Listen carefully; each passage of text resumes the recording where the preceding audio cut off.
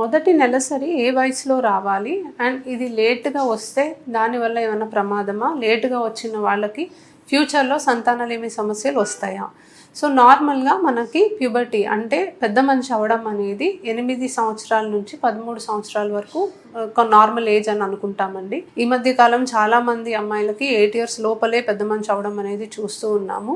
But కొంతమందికి late అవ్వడం కూడా మనం గమనిస్తూ ఉంటాం. సో బ్రెస్ట్ డెవలప్మెంట్ అనేది ఫస్ట్ స్టార్ట్ అవుతుందండి. బ్రెస్ట్ డెవలప్మెంట్ తర్వాత ఫస్ట్ పీరియడ్ అనేది మనం చూస్తాము. సో బ్రెస్ట్ డెవలప్మెంట్ 13 ఇయర్స్కి కూడా రాలేదు అండ్ ఫస్ట్ పీరియడ్ 15 ఇయర్స్కి కూడా రాలేదు అన్నప్పుడు డిలేడ్ అని మనం అనుకోవచ్చు. సో లేట్ అవ్వడం అనేది ఎందుకు జరుగుతుంది అనే దానికి వస్తే ఫస్ట్ అండ్ ఫార్మోస్ట్ కాన్స్టిట్యూషనల్, అంటే కొంతమందికి ఏ ప్రాబ్లం లేకపోయినా కూడా లేట్ అవ్వడానికి ఛాన్సెస్ ఉంటాయి అండ్ యూజువలీ ఇది ఫ్యామిలీలో కూడా రన్ అవుతుంది. సో మదర్లో కూడా లేట్ అవ్వడం, లేట్ ప్యూబర్టీ అని అంటాము. సో ఫ్యామిలీలో సిస్టర్స్కి, మదర్కి అందరికీ ఈ ప్రాబ్లం ఉంది అంటే పెద్దగా వరి అవ్వాల్సిన అవసరం లేదు. మనం వెయిట్ చేయొచ్చు. వాళ్ళకి నార్మల్ గ్రోత్ అండ్ డెవలప్మెంటే ఉంటుంది అండ్ ఈవెన్చువలీ వాళ్ళకి పీరియడ్ వచ్చేయడం అనేది చూస్తూ ఉంటాము. రెండోది మనము హార్మోనల్ ఇంబ్యాలెన్సెస్లో చూస్తాం. సో మనకి మెదడు నుంచి వచ్చే కొన్ని హార్మోన్స్ సరిగ్గా విడుదల అవ్వకపోవడం లేదా మరీ ఎక్కువగా విడుదలవ్వడం అనేది గమనిస్తాము. ఇలాంటి వాళ్ళల్లో కూడా మనము ప్యూబర్టీ అంటే వాళ్ళకి పెద్ద మనిషి అవ్వడం అనేది లేటుగా మనం గమనిస్తూ ఉంటాం. మూడోది మన న్యూట్రిషనల్ ప్రాబ్లమ్స్, బాగా తక్కువ వెయిట్ ఉన్న వాళ్ళకి లేదా బాగా ఎక్కువ వెయిట్ ఉన్న వాళ్ళకి. సో నార్మల్ వెయిట్ మెయింటైన్ చేయడం చాలా ఇంపార్టెంట్ అండి. ఎస్పెషలీ పిల్లల్లో బాగా తక్కువ వెయిట్ ఉండి బాగా ఎక్కువ వెయిట్ ఉండడం అనేది అంత కామన్గా చూడము అండ్ ఇలాంటి ప్రాబ్లమ్స్ ఉన్నప్పుడు మనకి ప్యూబర్టీ అనేది డిలే అవడానికి అవకాశం ఉంటుంది. నెక్స్ట్ వచ్చేసి బాగా క్రానిక్ స్ట్రెస్ ఉండడం. సో బాగా యాంగ్షియస్గా పేషెంట్ ఉన్నప్పుడు బాగా స్ట్రెస్ ఉండడం. సో ఇలాంటి సిచ్యువేషన్స్లో మెదడు నుంచి కొన్ని హార్మోన్స్ అనేవి విడుదల అవ్వవు కాబట్టి వీళ్ళకి ప్యూబర్టీ అనేది డిలే అవ్వచ్చు.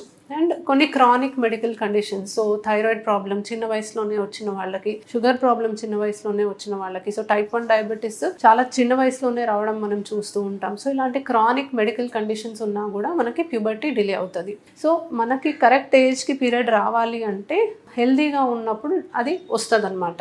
సో కరెక్ట్ ఫుడ్ తీసుకోవడం, కరెక్ట్ వెయిట్ మెయింటైన్ చేయడం, ఎటువంటి మెడికల్ ప్రాబ్లమ్స్ లేకుండా ఉండడం అండ్ కొన్ని హార్మోనల్ ఇంబ్యాలెన్సెస్ లేనప్పుడు కరెక్ట్ ఏజ్లో పెద్ద మనిషి అవడం అనేది గమనిస్తాము. అండ్ కరెక్ట్ ఏజ్లో పెద్ద మనిషి అవుతే it is a sign of good health అనమాట. సో ఇవన్నీ కారణాలు కూడా మనకి ఎలా అయితే పెద్ద మనిషి అవడం అనేది డిలే అవుతుందో సిమిలర్గా సంతానలేమి సమస్యకు కూడా ఇవే కారణాలు మనం చూడొచ్చు. రెగ్యులర్గా టైంకి పీరియడ్ వస్తుంది అంటే వాళ్ళకి రెగ్యులర్గా అండం పెరిగి విడుదలవుతున్నట్టు అర్థం.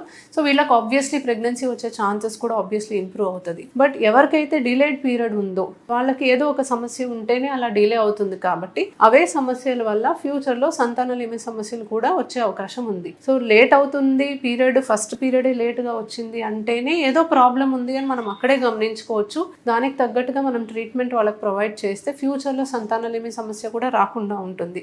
సో ఏదైతే కారణం వల్ల లేట్ అయిందో అదే కారణం వల్ల వాళ్ళకి ఫ్యూచర్లో ఈ ప్రాబ్లం వస్తుంది కాబట్టి ముందుగానే మనం it's a first sign, it's a warning sign అని అనుకోవచ్చు. సో అప్పుడే మనం ఆ పేషెంట్ని ట్రీట్ చేసి ఫ్యూచర్లో సంతానలేమి సమస్య రాకుండా కూడా మనం కాపాడుకోవచ్చు.